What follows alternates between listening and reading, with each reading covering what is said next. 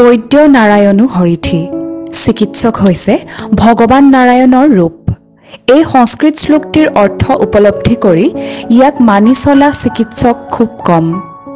কিন্তু আজি আমি আপোনালোকক চিনাকি কৰাই দিবলৈ ওলাইছো স্বৰূপ ডাক্তৰ সদাগৰ দেউৰীৰ সৈতে। এজন সাধাৰণ মানুহ, পেছাত চিকিৎসক, কিন্তু তথাকথিত চিকিৎসকতকৈ ব্যতিক্ৰম সদাগৰ দেউৰী। চৰকাৰী চিকিৎসকৰ সাধাৰণ জনতাৰ প্ৰতি থকা অৱহেলাক যেন নুই কৰাৰ প্ৰয়াস এইগৰাকী চিকিৎসকৰ।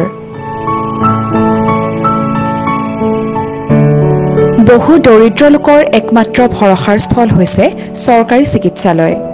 বেচৰকাৰী চিকিৎসালয়ত সাধাৰণ দৰিদ্ৰ জনতাই কৰিব নোৱাৰে ব্যয়বহুল চিকিৎসা।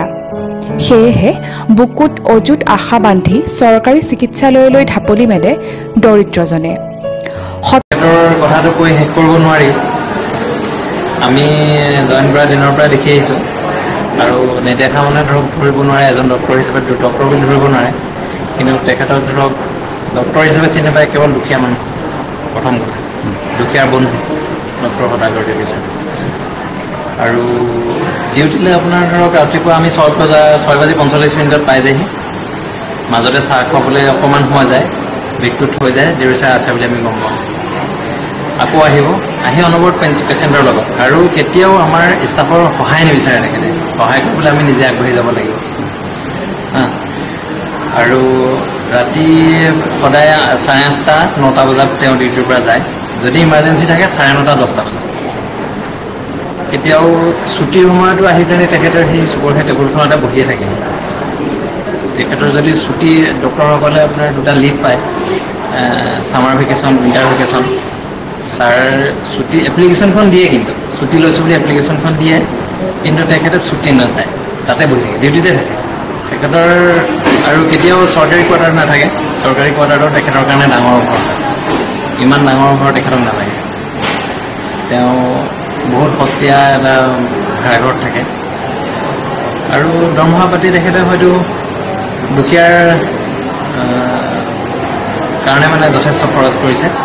কাৰোবাৰ যদি নাই বুলি গম পায়, তেওঁ কেতিয়াও সহায় নকৰাকৈ নাথাকে। আমি মানে ছাৰক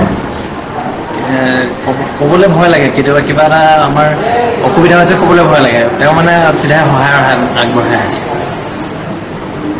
আৰু কবে শেষ কৰিব নোৱাৰি তেখেতৰ কথা। মুঠতে তেখেত দেৱদূত, আৰু তেখেতে যিখিনি কাম কৰে সেইখিনি কাম কৰোঁ বুলিলেও কোনোবাই কৰিব নোৱাৰে। আমি যদি ভাবোঁ দেউৰী ছাৰৰ দৰে আমি কাম কৰিম, কিন্তু সম্ভৱ নহয়, কৰিব নোৱাৰোঁ। কৰোঁ বুলি ভাবি কৰিব পৰা কাম নহয়। তেখেতক আমি ভগৱানে পঠাইছে বুলিয়ে ভাবোঁ।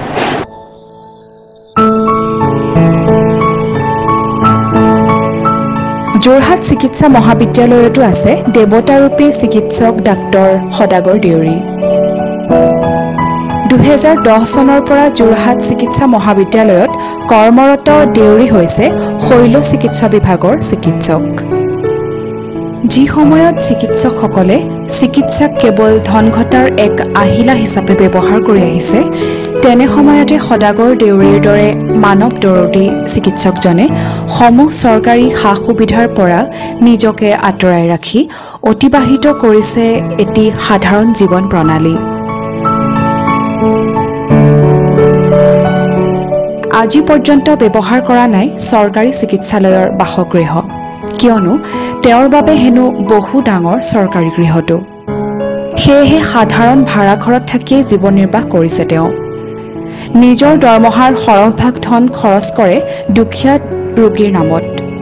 পুৱা 6:45 পৰা নিশা 9 বজালৈ ব্যস্ত থাকে চিকিৎসা সেৱাৰ নামত। আনকি ছুটিৰ পৰাও বিৰত থাকে এইগৰাকী চিকিৎসক। ছুটিৰ নামত অত্যন্ত জৰুৰীত ঘৰত অহা সময়কণতো গাঁৱৰ ৰাইজে পুৱাৰে পৰাই তেওঁৰ ঘৰত গৈ লগ কৰে। তাতো তেওঁ গাঁৱৰ ৰাইজক বিনামূল্যে চিকিৎসা প্ৰদান কৰে।